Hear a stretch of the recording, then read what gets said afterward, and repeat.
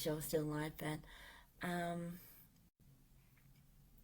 yeah, I've just seen some sad news that a friend of mine who I went to school with, called Glyn, passed away on Friday.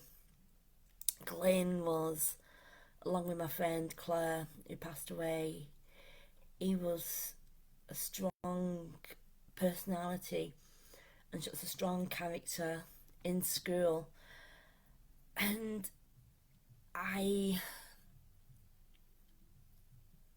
him and Claire were two of the people who kept me going in school. Um,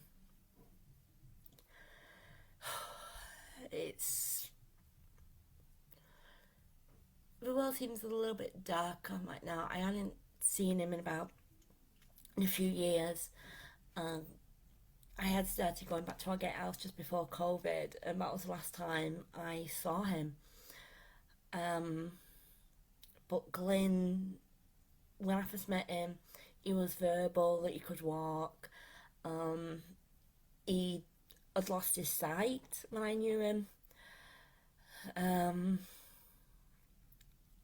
but he could make out shadows.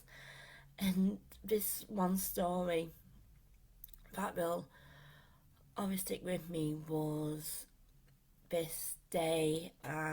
Claire had been off for the ill health and we came back in, and I was sat with Glenn and two other girls, and me and Glyn were just talking, and Claire came and sat with us, and there was a priest sat on this table with us because he'd been doing something in religion, and these priests had come in to talk to us.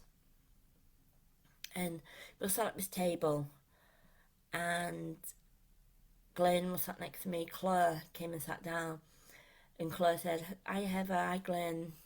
And before Claire had spoken, Glyn looked up and said, "Oh, hi Claire." And this priest turned around to Glyn and said, "I thought you was blind." And Glyn said, "I am. I'm. That's why I have a right stick with me. That's why I have a braille machine."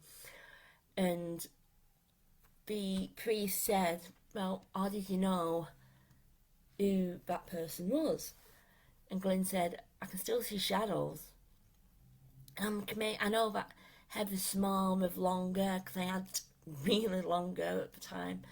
I know Claire's small with bobbed. I know he recognised the other two girls, and he recognised us all by our shadows, not looks. And obviously, like when we spoke, he recognised our voices. And that's what he said. He goes, and I'm also, I can hear when people speak, and he was just such an inspiration. And the world's just seems like a darker place right now.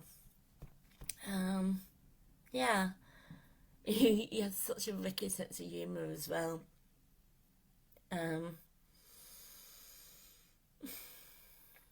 he just tell the silliest dad jokes, and he had lost the ability to speak, and when I heard that, and I'd heard that he was now in a wheelchair, and I really should explain a little bit better, but I'm just trying to think of words to say. He had a brain tumour, and the brain tumour was, we knew that eventually the tumour it would end his life, and I think that's what's happened. I think he had other health conditions over the years and that, but when I heard he'd lost the ability to speak, I was very much like, I want to remember the good memories. I want to remember how he was when he was well, and I kind of went to this meeting at a school in Wigan. I think it was New Oaks. I went to this meeting and he was there, and I was like, I can't ignore him. So I went over to him and I was like, "Hi, Glyn. I don't know if you remember me, but..."